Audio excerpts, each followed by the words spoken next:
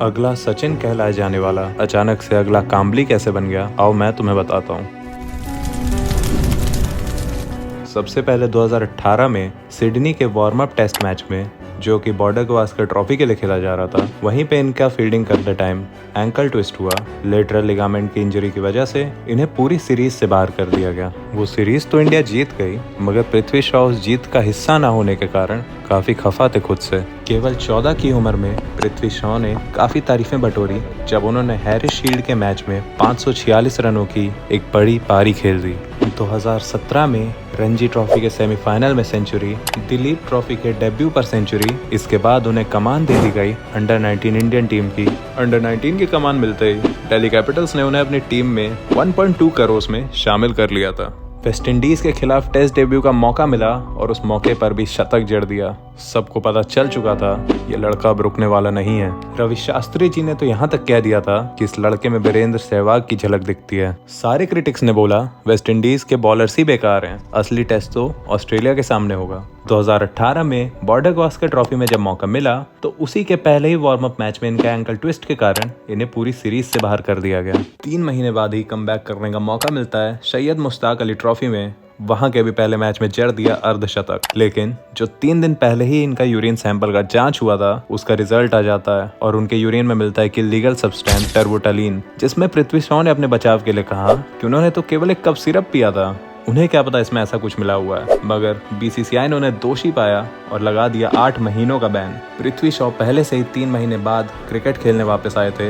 ऊपर से 8 महीने का एक लंबा बैन। काफी नाइंसाफी हो रही थी इनके साथ, मोमेंटम पूरा टूट चुका था पृथ्वी शॉ का।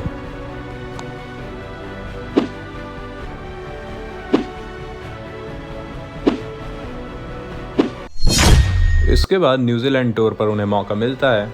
ओडीआई में तो कुछ खास परफॉर्म नहीं कर पाए, मगर टेस्ट में उन्होंने बाकी बल्लेबाजों के मुकाबले काफी अच्छा प्रदर्शन किया। मगर पृथ्वी शॉ को कामचोर किसने बोला? बात है 2020-21 के बीजीटी की।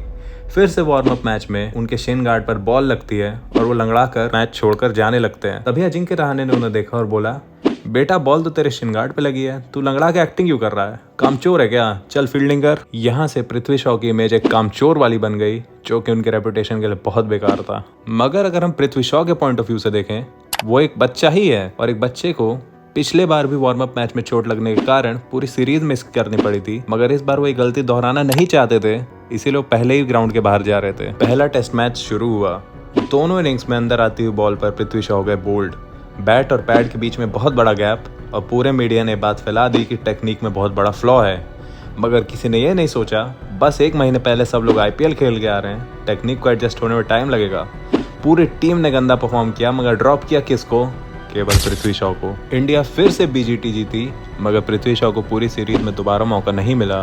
पृथ्वी शॉ खुश तो जरूर थे टीम के लिए, मगर खुद की नाकामी से फिर से नाराज थे। आप सोच रहे होंगे केवल एक मैच में ड्रॉप होने से किसी को क्या ही फर्क पड़ता होगा, मगर पृथ्वी शॉ बेहद अकेले थे। उन्हें कभी माँ का प्यार नहीं मिला। केवल 3 साल की उम्र में उनकी माँ गुजर गई और उन्हें इमोशनली कभी माँ का प्यार मिला ही नहीं। हाँ, केवल हम लड़के ही समझ सकते हैं कि माँ का प्यार होता क्या है। इसके बाद फिर से विजय हजारे ट्रॉफी हुई, उसमें 8 इनिंग्स में 850 से ज़्यादा रन, बहुत ही तगड़ा कमबैक। 4 साल बाद अपनी कप्तानी में मुंबई को विजय हजारे ट्रॉफी जिताई। उसके बाद आईपीएल फिर से शुरू हुआ और यही वो आईपीएल था जहां पर उन्होंने लगातार 6 चौके मारे। आईपीएल में अच्छे परफॉर्मेंस के बाद उन्हें अब श्रीलंका के सामने ओडीआई में मौका मिला, मगर ओडीआई में फिर से एवरेज परफॉर्म करने के बाद जब टी20 में डेब्यू की बारी आई तो पहली बॉल पे ही गोल्डन डक हो गए। आईपीएल 2021 के अच्छे परफॉर्मेंस के बाद उन्हें आईपीएल 2022 में डीसी ने फिर से रिटेन किया, मगर जब यो टेस्ट का रिजल्ट आया तो उसमें वो फेल कर गए।